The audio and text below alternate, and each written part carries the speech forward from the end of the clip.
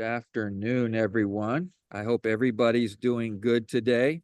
I think you're going to be excited about today because one of the biggest things I fight with is my mental capacity, and I let my emotions, my mind kind of stop me from doing things.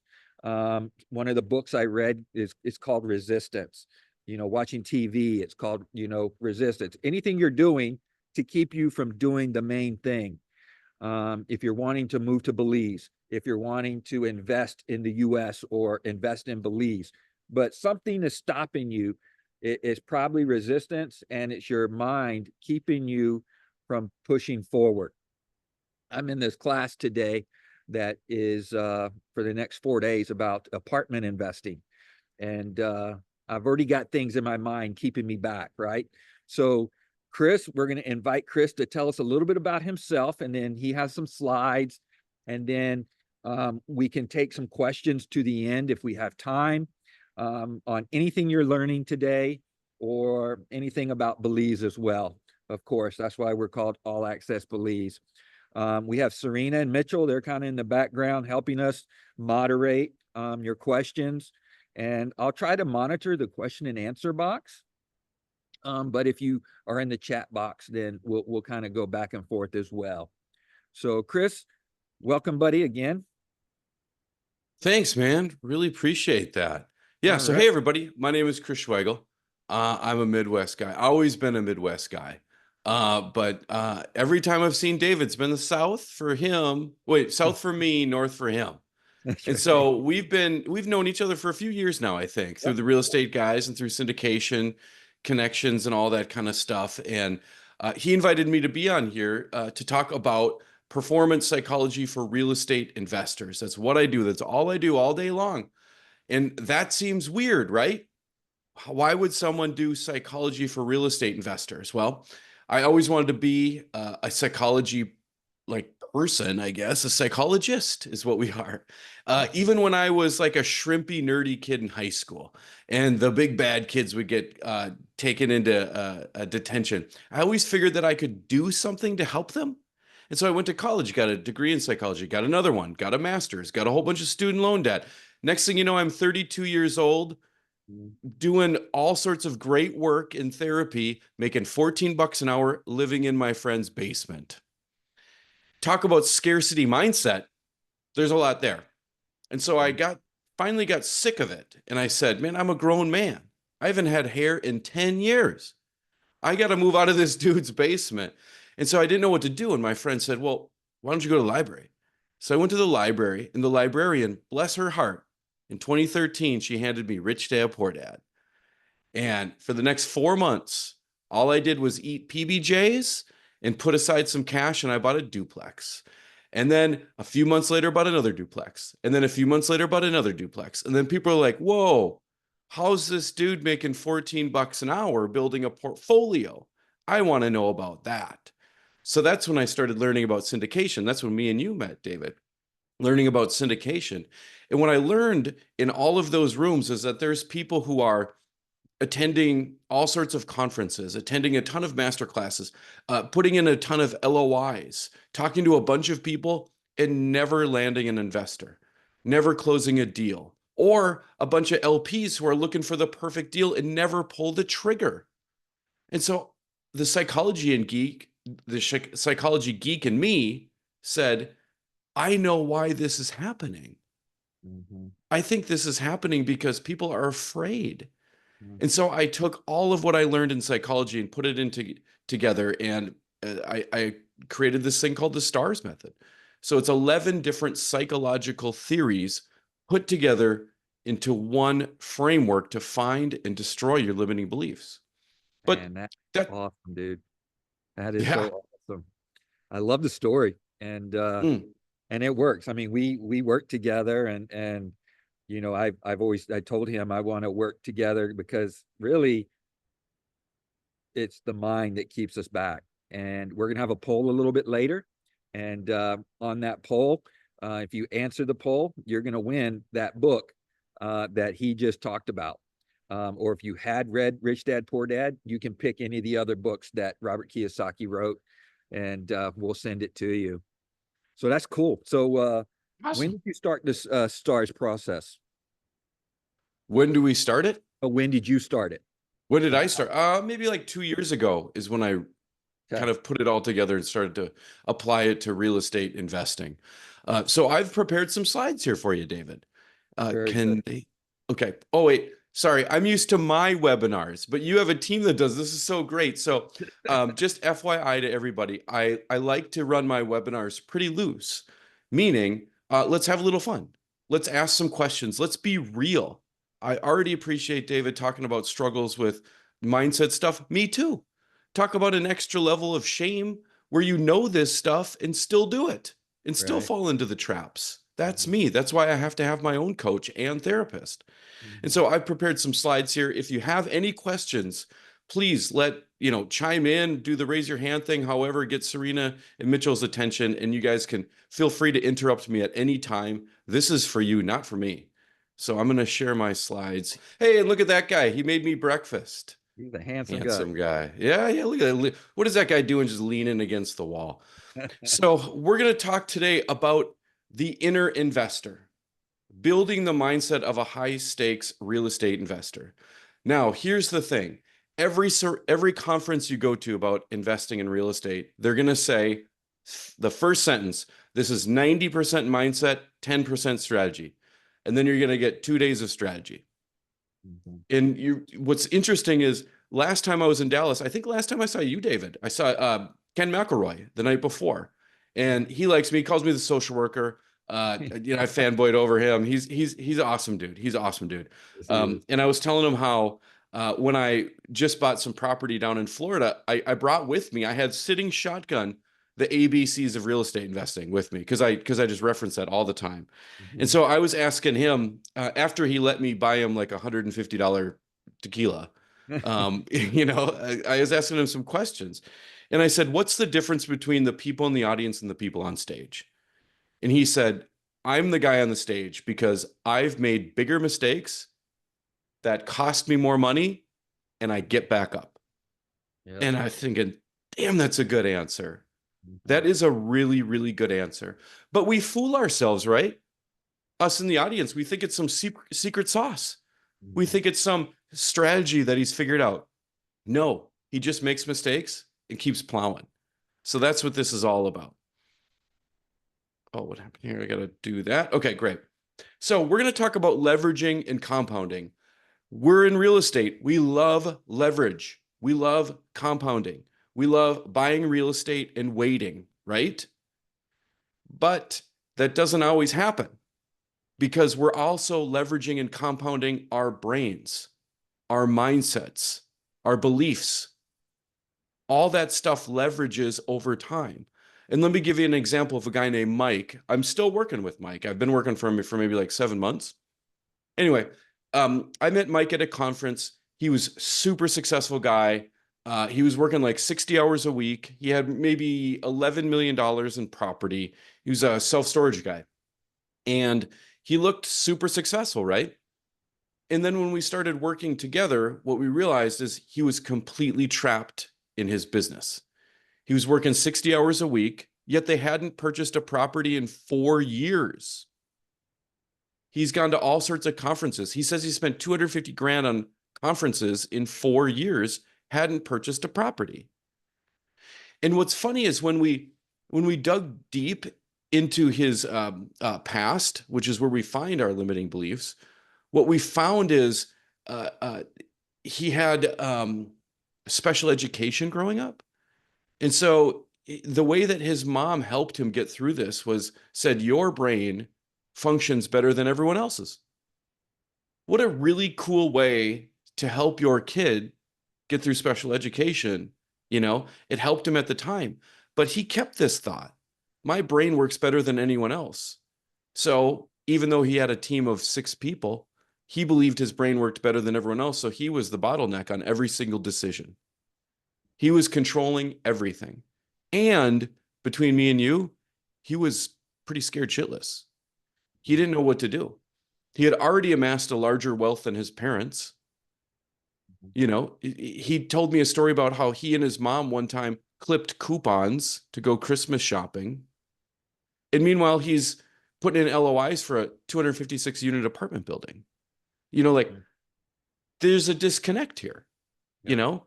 And so he was in what we called the perfect business for him. He was busy. He got to check off all the boxes and he got to stay in his comfort zone and not make any big decisions. Mhm. So when we found that problem, he went back and looked at this controlling thing and he gave himself permission to not have control. And we set him up with he had some funny things. He had some funny homework. He had to make some mistakes. He had to eat at a restaurant that he's never been to. He had to let Chat GPT choose his restaurant he was going to. And he's like, I can't do that, man. I'm a foodie. Chat GPT just picked this Peruvian restaurant. He's like, you know what? It was pretty decent. It's pretty decent. It's like, okay. So what we did was we enabled him to make smaller mistakes and smaller decisions quickly. And when that happened, bigger ones started to topple, and then bigger dominoes started to topple. Then bigger dominoes started to topple. And then about 5 months into us working together, he said, I just landed a $26 million family office. Wow. I mean, I don't want to say it's because of me. I'm not going to say that. He put in a ton of work, but this stuff, it opens opportunities. It really does. Mhm. So here's the challenge. And we all face this. We all want financial freedom and it sounds great. We all want the no money down plan, don't we? But it doesn't quite work that way because investing is not about numbers. It's about thoughts. It's about beliefs and confidence. Nobody ever invests in your 21% IRR deal. Everyone invests in you. Yep. And you have to make savvy decisions when what's at stake? Everything. Mhm. And so that's the challenge. Mhm. Why does it matter? Financial freedom. That's why we're here. Time freedom.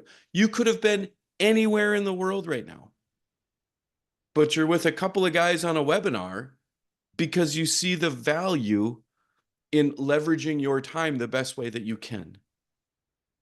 Also, when you focus on your mindset, you accelerate your personal growth, your personal development. Isn't that the whole point of life in general? It expands your impact.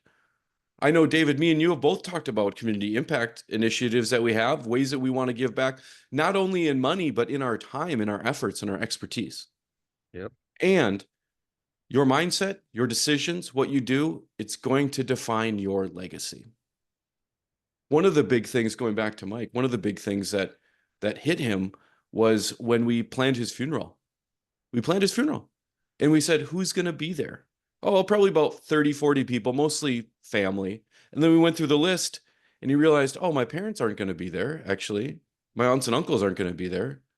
And then he kind of started pausing and tearing up. He's like, no one's going to be there. No one's going to be there. But he always thought of himself as that mentor, that guy who helps out, the community impact guy, the guy who would help anyone. But he's been keeping it all to himself. So now he joined the Lions Club and he's doing junior achievement in his town Oh, as a wow. way to give back. And he's meeting people. You gotta pack that funeral hall, right? You gotta pack the Yeah. funeral Exactly. hall. And this applies to anything in life. I mean, we're talking about investing, but this applies to relationships. It applies to if you're interested in buying property in Belize, why you're doing it, for the legacy, for the investment, for whatever. So it's not just, it's just for everyday life, what Chris is talking about. And so it's really good stuff, man. Yeah, thanks, David. And this is great. This is for investing, for life, everything. Everything's about relationships. Everything we do is about building your know, like, and trust factor. But Yeah, if other people are going to know, like, and trust you, you have to know, like, and trust yourself, exactly. you know? And so when we get stuck, what do? We double down on strategy. Let me listen to more podcasts. Let me go to more conferences. Let me talk to more people. I'll read another book. Is there Atomic Habits too? Mhm. Like all those things. We get more education. Or what some people do is like I'm from Minnesota. And so we do things passive aggressively. We do nothing, we do nothing, we do nothing, we do everything, you know? And so picking something out of the blue because you have to, that's not going to work. And also never picking anything. Pivoting to another investment. Shiny object syndrome is big, not only in our world, but in general. Everything seems easier when you're not in it. So here's what we can do instead. And here's what we're going to do today. We are going to figure out how to find and recognize limiting beliefs. We're going to have action items to defeat them. And we're going to go through 3 use case scenarios. Cool? Very good. Everyone with me? Any questions before we get going? And we'll put Chris's contact info and everything. So if you like what you're listening to today, he works with anybody, you know, mainly specializes in investors. But you know, we'll have his contact information in the chat box, and feel free to reach out to him. Yeah, absolutely. Or if you got questions or whatever, just feel free. I'm in the people helping business. It's nice. So some common investor beliefs, you know, what we have is I'm going to lose everything. I know I felt that. I don't know enough about that market. How can I invest in Belize? I don't know enough about Belize. I can't buy a property there. I don't know enough about Ambergris Caye, you know, or I don't know enough about the culture. All these things are limiting beliefs that we tell ourselves, or the market isn't good right now. That's a big one. Oh, my favorite now. I'll wait until after the election. That was a huge one, especially at my local RIA that I do presentations there. Big one there. I'll wait until after the election. And I remember looking at Mike, the guy who runs it, and he just went like that because we were talking earlier. It's been 3 different elections that the same dude said the same thing. You know, still waiting to buy property. So anyway, all of this stuff stems from 3 psychological drives. We all need just 3 things, and they are validation, recognition, connection. Those are the only things our subconscious brain worries about. Validation, am I worthy? Recognition, do you see that I'm worthy? And connection, am I in your group or not? And that's the biggest one. Getting kicked out of our group is our hugest fear. That's why we have to fit in. We have to look at the people who are dominant over us and try to be like them. That's why we have to do all these things to fit in instead of being ourselves. So we need to get our validation, recognition, connection in other places so that they don't fuse into our investing world or other worlds that we want to get them involved into. But how do we know these? You know, I'm talking psychology crap. We know them as these names: analysis paralysis, not making a decision, or putting in an LOI. You do your due diligence. You're on your 44th day of 45. I'm going to back out. I'm going to back out. You know, procrastination. I just won't do it. I'll never screw up if I don't do it.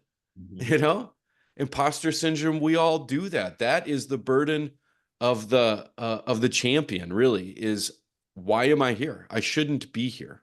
You know, fear of rejection. That's mine. I am still waiting to ask Angie Thomas out. One of these days, I rode back by your house all the time in 5th grade. One of these years, David, I'm going to ask her out.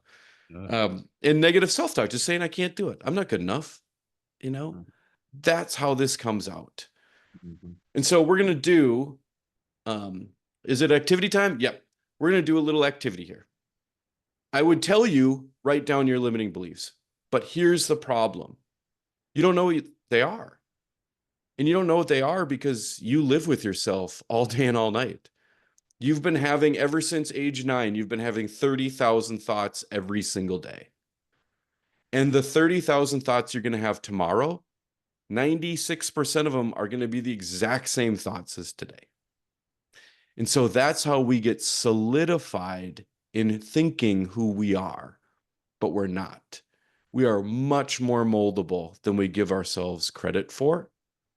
But we believe that we are this one thing.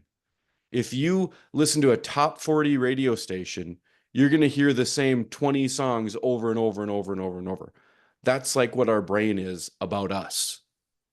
I'm a syndicator. I'm a trumpeter. I'm this. I'm a this, all these things, and then we believe them. But what we don't know is you can turn the station. You Uh-huh. actually, you can. And so here's what we're going to do, because we are what we call problem unaware of our beliefs. That's why I have a coach and a therapist, because I'm too close to myself. I can't see how my thoughts manifest in my life. And so I've got a deal for you. Here's what we're going to do. I'm going to describe this deal, but I want you to think of and remember, what's the very first thought that popped in your mind after I told you this deal, okay? So I've got a deal for you, and it's a screamer. It's a good one. It's a really, really, really good deal. I can't tell you where it is. I can't tell you where it is, but it's a 50% IRR. You're going to triple your money in 2 years. I need you to decide if you're going to invest in it in 30 minutes. David, what was your first thought when I said that? I need to know more. Yeah, there you So go. procrastination, maybe. Yep. So a little analysis paralysis, a little procrastination. What that does is it's such a ridiculous deal, right? It's such a ridiculous thing that it immediately blocks all of our defenses. And it goes right to the core of what is our biggest fear? Oh, this seems really good. Oh, I want to double my money, Mhm. but I need to know more. Mhm. I was doing this earlier with my wife to practice, and I said this to her, and her first thing was like, "Oh, you better not have done that. You better not have." And so her biggest fear is like me losing us money, I guess. So, but she doesn't like to be involved in this stuff. She fears making a mistake. So she goes, "You do it." But also she doesn't want me to make any mistakes. Right. So that's what we get, is when we can burrow down into our subconscious. That's what we can see, get a glimpse of some of our limiting beliefs. We're going to do, or why do they exist? I'm sorry. Our limiting beliefs exist to keep us safe. Our brains are not built to make our lives awesome. They aren't. Our brain is there to keep us safe, to make sure that we don't get injured or hurt or killed. And so, what's the best way it can do that? It keeps us in our comfort zone, in our nest. If we never try anything new, we'll never get any boo boos. You see? And if we never try anything new, then we can't get kicked out of the tribe, and we'll always have food, you know? And so, our brain is there to preserve our life, and our subconscious is there really to keep us moving forward and deflecting all goals, all things that are different. Our subconscious sees change in 1/10 of a blink of an eye. Boom. My subconscious made 10 decisions right there. And so this is happening lightning quick. So we can't combat it with just conscious thoughts, like just a conscious goal setting. We can't combat it with that. Plus, we have all sorts of these awesome things called schemas. Schemas is just a way to process a ton of information really, really quickly. Something red comes by, and your kid's going to say, fire truck, right? We have more advanced schemas, but how do we process 30,000 thoughts and then keep going without being a puddle? You know, we put things into boxes. So when I say I've got a deal that's 50% IRR, you put me into the box of that's not going to happen. That guy's crazy. That's not going to happen. So instead of us opening our mind, what we do is we automatically shut off the outside to preserve our mind. But we can dive deep. And what's great about this is we can do it easier than you think. Last, I want to touch on the fact that we see fear a lot. If anything is frightful, clickbait, news these days, negative, it's 12 times more powerful than if it's positive, Mhm. because it enacts our dopamine, which really does our fight, flight, fright, freeze, fawn. Uh, it's our self-preservation thing. And so we're either going to like go for it, agree, run away, or not do anything. And this is happening to us a lot now with news and social media. And so we're in this stage a lot. So we need to figure out a mental system for breaking through this. Mhm. Again, now that you went through that activity, maybe these words sound differently to you now. Analysis paralysis, when you're faced with an awesome, too good to be true investment. Imposter syndrome. I can't even be the person who's in the room hearing it. Mhm. Negative self-talk. I know it's going to screw up. Just pick something. Just pick something. I know it's going to screw up. All those things come into play all the time, and they steal from us. They rob from us. All right. So next, what are we going to do? An activity. So I want you to picture an investment. This could be a current investment, one that you're thinking about. And I want you to get out a sheet of paper. This is going to be an actual participatory activity. And I'm going to show you how we can leverage your brain to build your portfolio. We can leverage your brain to make your life better. So write whatever this investment is on a piece of paper. Next to it, I want you to write 3 different scenarios. What's the best case scenario that could happen? Next, what's an average scenario? What's the expected thing to happen? Next, I want you to write what's the absolute best thing that can happen from this scenario. So I'll give you a minute to write those things down. You've probably already thought about all of these things, at least the worst case scenario. Well, maybe you've done, I tend to do the best case scenario too. Mhm. You know, like, ooh, I see the yachts. Like, who needs a yacht? Anyways, so here's what we're going to do. We are going to tackle this from a conscious and a subconscious brain. We're going to combine this together. You guys are going to start to get a taste of performance psychology. So we're going to use our entire brain to make our lives better with decision making and relationships. So think about each one of these scenarios: the worst case, average, best. Now, I want you to put all of your feelings aside. We're going with what's called ACT, or acceptance and commitment therapy.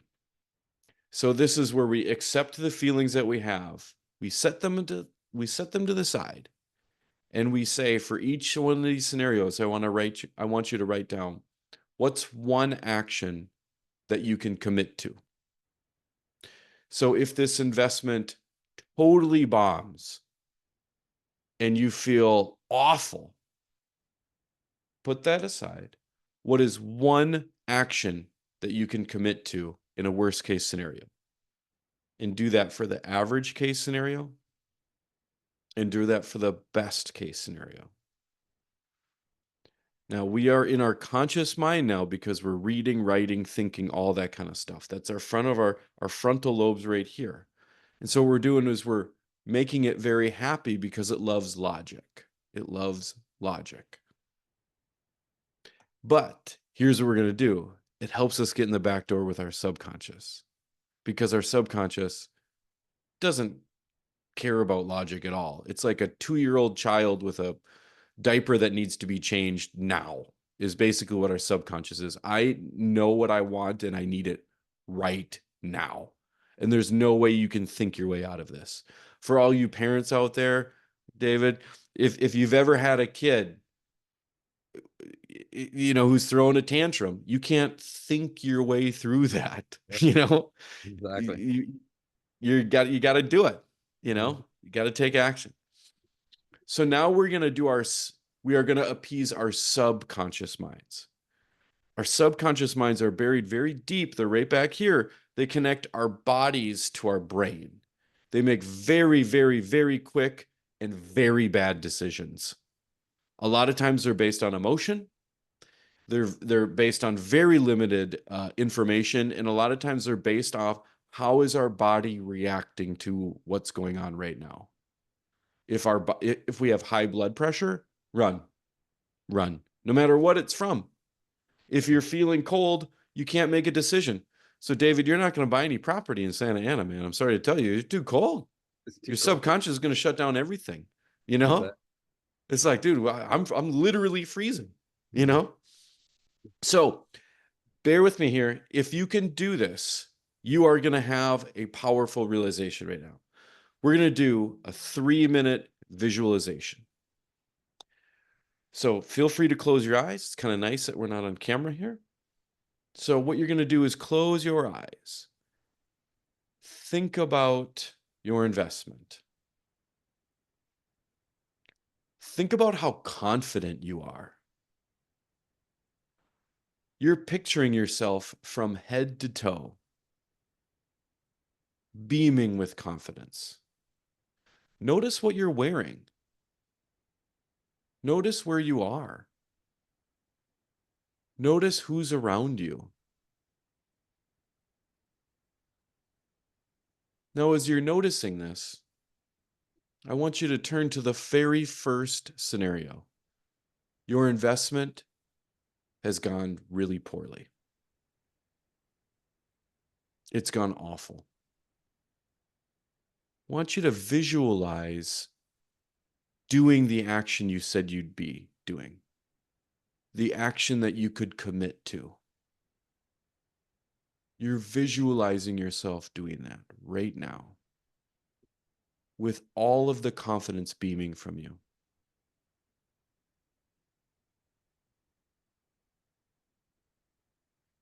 You're doing it.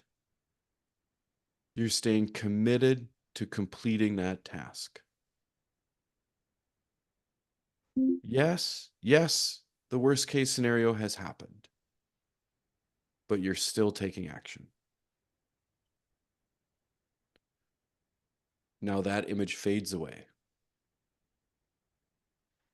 And now you're at your expected scenario.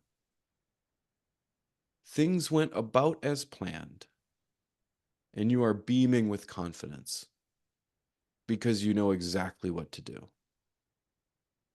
You've committed yourself to taking this one action.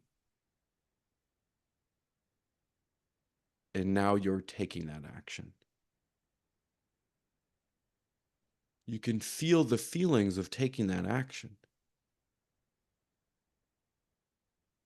You're improving yourself by staying committed. Nothing is stopping you from doing what you have to do. Full of confidence. And now that scenario floats away.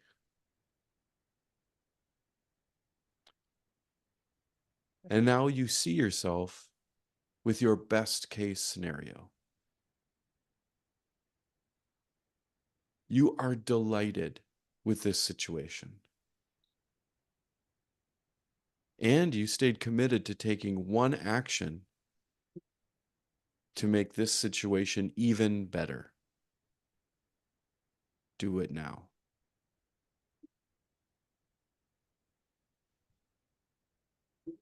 You are committed to following through on this action, full of confidence. And now that fades away. Come on back. So what we did there was a combination of act to appease our conscious mind and visualization to appease our subconscious mind.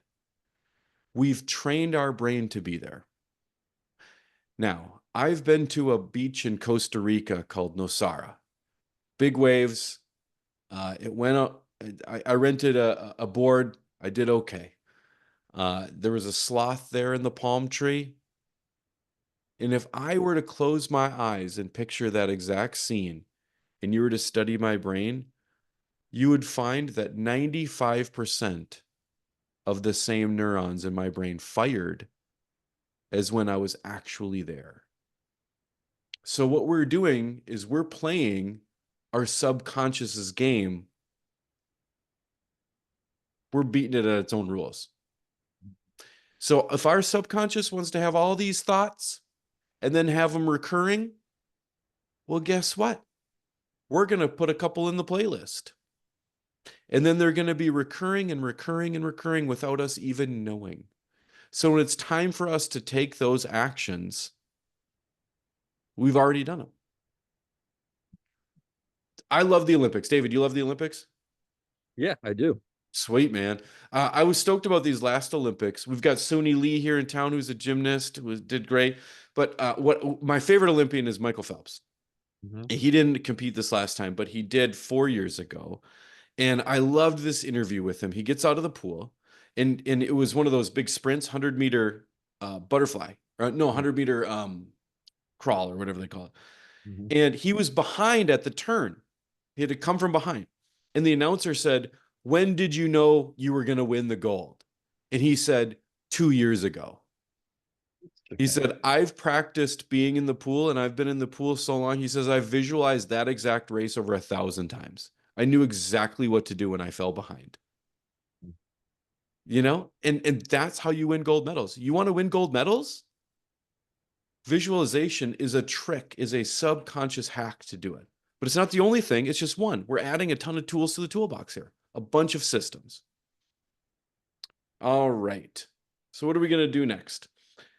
So what we do next is performance psychology. So if you were working with a performance psychologist, what we might do next is talk more about how you can make your identity moldable by talking about your different identities, how you learned them. Find the roots of these limiting beliefs in the first place. A lot of or I should say, all of our limiting beliefs that that we carry with us were at one time really, really good advice from people that we loved and trusted. For me, something is like I have something, you get what you get and you don't throw a fit. I spent a lot of time with my grandma on a farm in rural Minnesota in the summers. And so I found out that you get what you get and you don't throw a fit was a way to get the picky eater to eat the things on his plate. But I took that and ran with it. And so I thought you get what you get and don't throw a fit meant my job. Who cares that I'm making $14 an hour? You get what you get and you don't throw a fit. Mhm. That is an excellent belief to have if you want your kid to eat food. That's a terrible belief if you're an entrepreneur. We throw fits for a living. We Mhm. find problems and fix them. We do that with our lives too. If we have a problem with not having enough time, not having enough money, we fix that. That's what we do. And so we go back in time and we look where these limiting beliefs were even formed because they could be easily transformable then. I called my grandma and asked her if I had permission to change that belief. And she said, "Oh, buddy, you're a grown up now. You can believe whatever you want." And I was like, "Oh, thanks, grandma. Thank you. Thank you." Or, what one of my clients was running out of spite, running on spite forever. He was burned out all the time, left, right, center, constantly burned out. And we found out it was because he had to prove that he was good enough. Because in fifth grade, he got benched from the basketball team and he felt ripped off. And Mhm. who replaced him? The coach's son. And now that he's a dad, we went through it and I said, "What would you do?" And he goes, "Damn it, I'd bench the kid. Yeah, I Right. want my kid playing." Right. So he called, "Hey, there's Anthony. What's up, dude? Hey, Hey, what's up, man, Chris? looking really good, buddy." Hey, you like my tie, man? I love it. It's time to take that down, though. Yeah. So back to my client, what he did was he called his basketball coach. And his basketball coach, I didn't mean any harm. And just sobbing. He's like, "I've been hanging on to that for 2 decades, man." He's like, "I'm so sorry. I didn't know." Mhm. So these limiting beliefs happen when we're 9, 10, or 11, when we're developing what's called post-operational thought. Mhm. It's a new brain development where you can start to think of if-then scenarios and history, and you're starting to get into like comparison and fashion and all that kind of stuff because you want to be the cool kid. And you think, if I'm that guy, I'll be cooler. That's where all of this starts. And then also, when performance psychology, we look at your life. We go into the future. We plan your funeral. We look at your legacy, your second death. Have you talked to God? What gifts do you have that you're not using? Because we're uncovering your authentic self. Opportunities just happen. And I know that this is voodoo crap. I got this from one of my clients. This voodoo crap works, man. But we're not here for the touchy-feely stuff. I get it. We're here for the numbers. We're here for the dollars. We're here for the legacy. Well, I've got a question for you. Why is it that after working with performance psychology for 6 months, do clients raise double what they did before? We never talk strategy. We never talk strategy. I'm not the person to do that. How come people typically in a year of performance psychology raise their assets under management 3.2x? Why is it that I had a call with someone last week who I just started working with, and she texted me 20 minutes afterwards, and she goes, "Oh my goodness, that voodoo works. I just got my first investor." She's like, "How do you do it?" And I was like, I honestly don't know. I don't know. My best guess is that it has to do with just being vulnerable. Being vulnerable, which doesn't mean being soft. It means I love myself and I'm so okay with who I am in the world that I'm open to all opportunities. I'm not closed off. We're creating mental systems. You've got a system for everything. For underwriting, we've got a Zoom system here. We've got the email automations. We've got the CRM, the investor portal. What's your mental system? Because growth mindset goes deeper. Growth mindset is all about looking at stuff that you can uncover and make better. It's about turning up everything. So here are the key takeaways. Your subconscious mind is calling all the shots, whether you want to believe that or not. It is.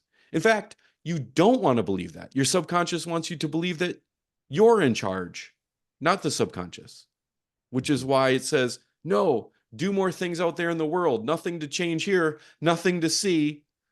It doesn't want to change. And your limiting beliefs, in my opinion, are the biggest lever in your portfolio. You're looking for leverage, you're looking for compounding, mindset's the way to go. And as the numbers get bigger, so does the self-sabotaging.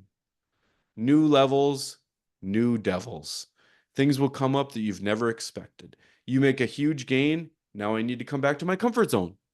Huge gain, come back to the comfort zone. Think about how we lift weights. Those like David. Think about how David lifts weights, not me. I'm more of a swimmer. I was swimming. Okay, imagine if we were to lift weights, David. Here's how we'd be advised to do it, is to lift weights more than we can handle, get out of our comfort zone, and then rest for a day. Go back to our comfort zone. That's how we do it in psychology too. And defeating your limiting beliefs is much easier than you think, but you can't do it on your own. You need outside input. You're not going to be able to do this from a podcast or a book or anything like that. This has to come from third party out, which is exactly why I do the same thing. So if you are interested in finding your limiting beliefs, take the quiz. I just developed this. I just got the okay on this today, David. This is brand new. Awesome. What's secretly sabotaging your syndication journey or investor journey or whatever it is? Take this quiz, 12 things, you'll find out, because we don't know. And what we don't know is costing us money. For sure. Man, that is awesome. So let me ask a question. So if somebody thinking about, they're interested in investing in Belize, because most of the people here wanting to get educated so they can invest in Belize, move to Belize, or whatever. What are some limiting beliefs, or what are some struggles that they can kind of overcome to get over this? Yeah. Great question. Great question. And it could pertain to if we're trying to get out of our comfort zone in any way. What do we do? Basically, you sit and say, what I like to do is flip a coin. Say, heads, we do it. Tails, we don't. No, I'm serious. I'm serious. Really? Heads we do, tails we don't. Boom. And you'll land on it. and you'll get your answer, and then you'll get your immediate reaction. Because we're not worried about the decision. We're worried about having permission To do to it. invest in Belize. We're worried about having permission to move to Belize. It's not the decision. I think everyone would, boom, like that. But we worry about what other people would think. We worry about all these other scenarios. Those are conscious brain things. But our conscious brain doesn't make our decisions. Our subconscious does. So we've got to get to it. So you grab yourself a coin, you flip it, boom, you see what the answer is, and you get your immediate reaction in your subconscious. So if it lands on tails and that's no, you don't invest in Belize and you're Then sad. that what's either is going to happen is you're going to be like, oh crap, I was hoping it was heads. Right. Or you're going to be like, oh, That's a relief. that's a relief. You know, you're going to get one of those things. And what do you think about goals? Because I know before I started believing in goals, I wrote down goals. And then when I look back, I don't even think about them, you know, and I'm not talking about an actual SMART goal. I'm just talking about things I want to accomplish. And when I go back at the end of the year, man, I've accomplished like 25% of it just by writing it down. Yeah. So what do you think about that when it comes to investing in Belize? Yeah, absolutely. I think you should figure out what you want to do and then put up little affirmations everywhere. You know, again, let's train our subconscious. Let's do the been there, done that effect, you know? So here's how you do it. Here's how you do it. There's 3 rules here that your affirmations need to be in. First, they have to be in your voice. They have to be what your inner dialogue says. My inner dialogue, I'm embarrassed to say this, kind of sounds like a frat guy, you know? So it's got to be like, you're going to Belize, bro. That would be my affirmation. No one's voice says live, laugh, love. So put it in your own language, you know, whatever it says. Belize, here we come. Give me that sunshine, whatever it is, you know, put it in your own voice. Second, it's got to be present tense. It can't be future. It can't be, I'm moving to Belize in 2025. I'm moving to Belize in 5 years. Because then your subconscious is like, cool, I'm on break. Let me know when it's time to take action. Instead, you're going to say, I live in Belize. Whether you believe it or not, I live in Belize. I'm moving to Belize. I'm a Belizean. I live internationally. I have another home, whatever that could be. And then the third thing, it can't have a no. It can't be like negative. Like if you're going to quit smoking, you can't say, I'm not going to smoke. Our subconscious doesn't understand yes, no. So it's just like smoke. Cool. I'm in, bro. Yep. Again, because my subconscious is like a frat guy who smokes a lot, I guess. And Right. yeah. And so what you've got to put it into positive. So it says like, I will enjoy the sun, not I'm getting away from here. So do that, but then put it up in your bathroom mirror. Put it up in your bathroom mirror because you're going to see that a lot. And every time you see it, say it out loud. Now you're using both sides of your brain. If you want something in your life to be true, train your subconscious and then it'll just make it happen for you. Yeah, that's awesome. John's saying that he wants to make his life so well that he doesn't need a vacation. So that's beautiful. He said that beautiful. Love So that, John. so we got some time for some questions. We got about 10 minutes. And we're happy to stay on a little longer if y'all have more questions. But if you have some questions on what you heard today about mental stability and how to stay out of your own way, I really believe myself that if you're always comfortable, you're not growing. And so you always got to be comfortable being uncomfortable is how we like to say it. So if you have any questions, throw them in the chat box or in the question and answer box, and we'll get to them. I know Kevin had some great questions. I'm not sure if we'll have time for them today, but we'll set up another Zoom call in about a week or two, and we'll definitely answer a lot of questions that way. And it'll just be me answering questions because he did have a lot of great questions on insurance and things like that. And Serena, go ahead and put up the poll. so we can get our winner. Let's see, question and answer next time is great. Okay, so thanks, Kevin. We'll set it up in a couple weeks as well. Chris was talking about, the guy that wants to wait till after the elections. Well, it's after the elections now. So how do you feel? You feel better? You feel worse? You're not sure? You don't care? Kind of, and this is just, for no other reason, just trying to figure out what people are feeling right now.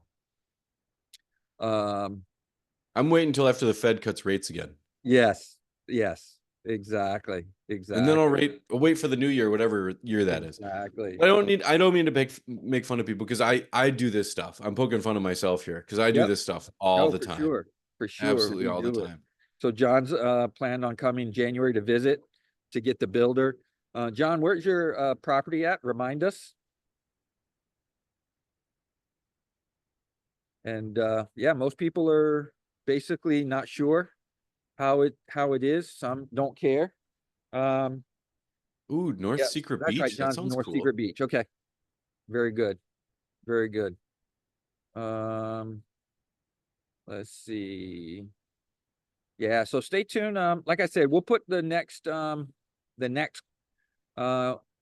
Belize, All Access Belize in pretty soon. I know we hadn't been doing it in a while, but I think we're going to start doing question and answers every couple of weeks. I believe is what Serena wants to do. And those of you that answered the poll, we'll reach out to you, and we will send you or give you an option for a book for Robert Kiyosaki. And what we're going to do is about every couple of weeks, we're going to be answering questions for people. So invite anybody that's new, that's thinking about Belize, to answer their questions and whatnot. So as an investor, do you consider pros and cons and alternative options if something doesn't work in your subconscious? So what do you think about that?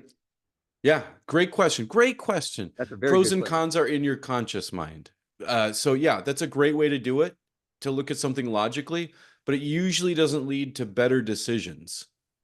Usually you want to look at, like let's say, David, you're thinking about moving to Belize, a second home. Let's say I'm thinking about it. Let's say I'm thinking about a second home in Belize.